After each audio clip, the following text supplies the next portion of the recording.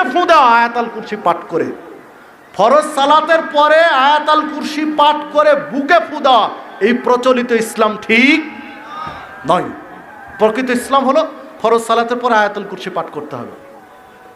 দেখুন, এইভাবে যদি মৃত্যুর প্রাককালে চলে আসি, মরণের আগে, সেখানেও সমস্যা রয়েছে। কেমন? কোন ব্যক্তি যখন মুমূর্ষ অবস্থায় শেষ করুন মরণ চলে আসে, তখন সূরা ইয়াসিন পাঠ করা হচ্ছে, তাই না? সূরা ইয়াসিন পাঠ করা হয় এবং অনেক ফজিলত বলা হয়, অথচ মুমূর্ষ ব্যক্তি, মৃত্যু পথযাত্রী ব্যক্তির কাছে সূরা ইয়াসিন পাঠ করার কোনো হাদিস সহিহ নয়।